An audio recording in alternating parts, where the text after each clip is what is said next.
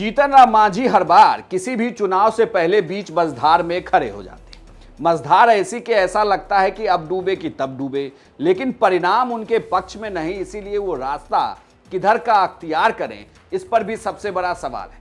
अब चर्चा हो रही है बिहार के कोटे से राज्यसभा जाने की। ये कहा जा रहा है कि भाई एनडीए के कोटे से 5 लोगों का तो राज्यसभा जाना तय है।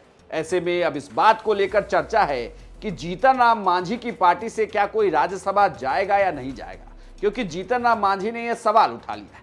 जीतन राम मांझी ने यह कहा है कि लोकसभा चुनाव के दौरान उन्हें वादा किया गया था कि लोकसभा की सीट के साथ साथ राज्यसभा की सीट भी दी जाएगी। लोकसभा की सीट तो उन्हें दे दी गई और वो जीत गए और वो केंद्र में मंत्री भी बनाए गए, लेकिन अब बारी राज्यसभा की सीट देने की है। तो क्या राज्यसभा की सीट उन्हें दी जाएगी या फिर बीजेपी अपने कोटे से 2 सदस्यों को भेजेगी, जेडीयू अपने कोटे से 2 सदस्यों को भेजेगी और एक कोटा जो है वो चिराग पासवान की पार्टी के हिस्से चला जाएगा। यहीं पर बात फंसी हुई है।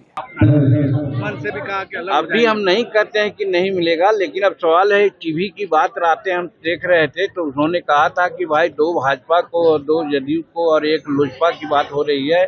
5 सीट है, 7 सीट में 5 सीट है, तो हो सकता है 5 सीट एनडीए को आवे। तो वैसे परिस्थिति में हम हिंदुस्तानी अवाम मोर्चा कहाँ हैं, इसलिए हमको मांग करना चाहिए। 2024 के एमपी चुनाव में हमको कहा गया था कि 2 लोकसभा का सीट देंगे, अब 1 राज्यसभा का सीट देंगे। तो उस समय 1 लोकसभा का सीट दिए, 1 चुनाव में जीते। धन्यवाद देते हैं नरेंद्र मोदी जी को कि उन्होंने 1 चुनाव पर जीत गए तो हमको मंत्री भी बना दिया।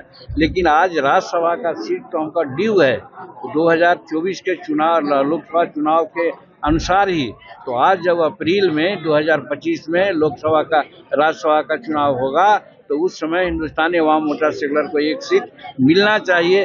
ये मेरी मांग है, ये हम अपने पदाधिकारियों को कह रहे थे, क्योंकि हम तो पार्टी में है नहीं।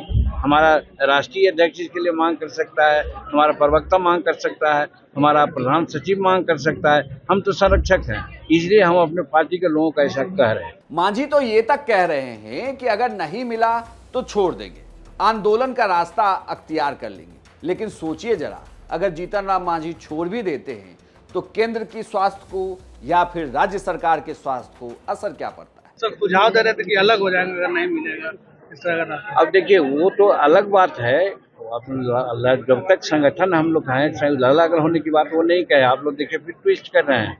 हमने कहा कि आज हम मान्यता प्राप्त पार्टी नहीं है, इसलिए नहीं है कि हमको 8 सीट नहीं है, 6 सीट मिलवे किया था तो हमको 8 सीट कैसे हो जाता है। तो हमको कम से कम 10 सीट मिलता तो 8 सीट जीतते तो हो जाता, और नहीं तो फिर हमको 50, 60 सीट, 100 सीट लड़ना चाहिए और वहाँ लड़ेंगे तो हमको 6% सीट आ जाएगा, वोट आ जाएगा, हम मान्यता प्राप्त कर लेंगे। तो हम तो अपने पार्टी को मान्यता प्राप्त करने के लिए ऐसी बात कर रहे हैं।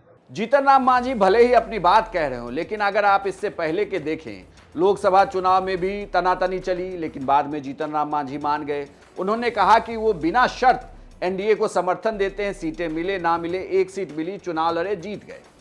उसके बाद विधानसभा की जब बारी आई उसमें भी काफी मान बनौवल हुआ, लेकिन फिर आखिर में उन्होंने कहा कि भाई गठबंधन में थे, हैं और रहेंगे, उन्हें नरेंद्र मोदी पर भरोसा है, तो जो मिला वह स्वीकार है। तो उसमें भी जो सीटें मिले, चुनाव लड़े और जीत भी गए। और अब फिर से राज्यसभा को लेकर वो अपनी बात कह रहे हैं, लेकिन लगता वही है कि जिस तरीके से पहले जवाब आया, शायद इस बार भी जवाब आएगा, या क्या पता एनडीए अपने खाते से 1 सीट हम पार्टी को भी दे दे। तो फिलहाल इस पर अप्रैल तक का वक्त है। देखते रहिए कि ये सीटें फंसती हैं या मांझी अपना रास्ता अलग अख्तियार करते हैं। आपको क्या लगता है, जीतन राम मांझी राज्यसभा जाने के लिए एनडीए से गठबंधन तोड़ सकते हैं क्या?